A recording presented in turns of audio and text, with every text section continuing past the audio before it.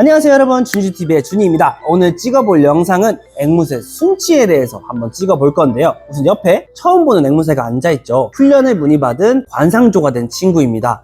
이 친구를 통해서 오늘 영상을 찍어볼 건데요. 우선 앵무새 순치라는 단어가 굉장히 생소하죠. 사전적인 의미로는 사람에게 길들이다입니다. 사람에게 길들인다는 거는 이제 이 친구가 손에 올라오고 만질 수 있고 이 친구가 교감을 할 수 있는 상태를 만드는 걸 앵무새 순치라고 하는데요. 우선 순치의 뜻에 대해서 알아봤으니까 순치를 어떻게 하는지도 알아야겠죠. 앵무새는 종이 굉장히 다양합니다. 아주 초대형종 금강앵무부터 사랑앵무까지 아주 다양하기 때문에 크기로 인해서 훈련법의 차이가 있는데요. 금강앵무한테 쓰는 훈련법을 이 친구들한테 쓰게 되면 효과가 굉장히 미미해지고요.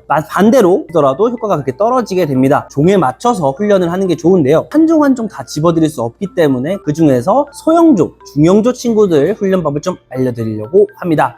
그래서 옆에 이 친구를 데려온 거고요. 우선 순치 방법에는 크게 두 가지가 있는데요. 이 두 가지에는 긍정훈련 하나, 부정훈련이 있습니다. 말로 들었을 때 어떤 건 좋은 것 같고 어떤 건 나쁜 것 같다는 느낌이 빡 드실 거예요. 하지만 단어 선택이 그러서 그렇지 둘 다 똑같은 훈련법이고요. 우선 긍정훈련부터 설명을 드리자면, 긍정, 말 그대로 이 친구가 하고 싶어서 다가오고 싶어서 다가오게 만드는 거를 긍정훈련이라고 합니다. 그래서 긍정훈련 방법에는 세 장이 이렇게 있을 거예요. 이 친구 사람 손을 무서워하잖아요.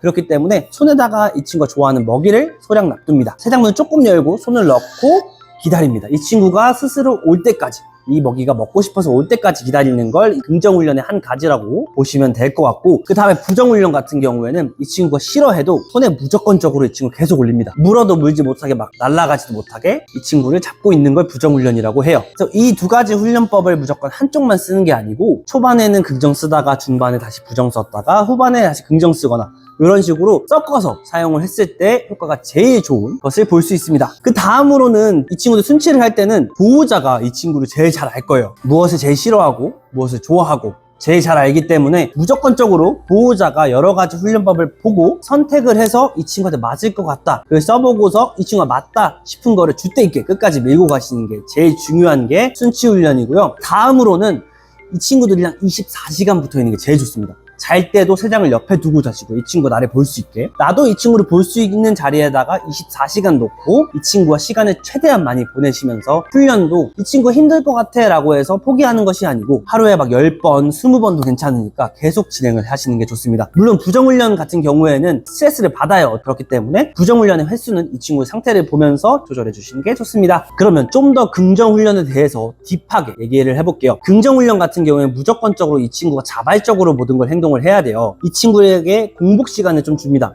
하루 정도 앵무새는 굶어도 크게 생명에 지장이 없거든요. 손에다가 이 친구가 제일 좋아하는 거 해바라기 씨나 아니면 알곡을 주시는 걸 추천드려요. 펠렛을 좋아하는 친구는 펠렛을 주고요. 그래서 알곡을 소량 놓고 이 정도 거리에 있잖아요. 좀 떨어진 곳, 걸어와서 먹을 수 있는 곳에다가 손을 대주는 게 좋은데, 우선 이 친구가 여기 있는 걸 보게끔 해줘야 되고 조금 가까운 거리에서 진행하시는 걸 추천드려요. 그렇게 했을 때 이 친구가 와서 먹을 거예요. 살짝 띄워줍니다. 한쪽 발만 올리고 먹을 거예요. 그럼 또 그것도 기다려주고 이거를 계속 진행하다가 좀 더 잘하는 것 같아 싶을 때는 두 발이 올라올 겁니다. 두 발이 올라와서 완전히 먹게 되면 그 상태로 가만히 계세요. 두 발 올라왔다고 움직이면 안 되고, 올라와서 너무 잘해, 이걸 계속 진행을 했는데도 계속해. 점점 이동을 해봅니다. 보호자한테 가깝게 만드는 거예요. 긍정훈련을 진행하게 되면 나중에는 먹이가 없더라도 이 친구가 손을 보게 되면 올라올 겁니다.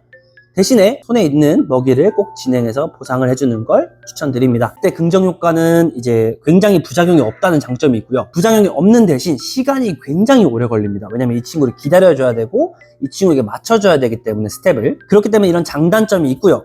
다음으로는 부정훈련을 넘어가 볼 건데요. 부정훈련, 말 딱 들었을 때 그게 안 좋은 훈련 같지만 이 친구한테 꼭 필요한 훈련이거든요. 우리가 무언가를 이 친구한테 가르칠 때 강압적으로 한번 해줘 봐야 이 친구, 이 보호자가 이걸 원하는구나를 알 수 있기 때문에 부정훈련 방법을 쓰는 겁니다. 우선 부정훈련 같은 경우에는 이 친구가 손을 이렇게 댔을 때 굉장히 싫어할 거예요.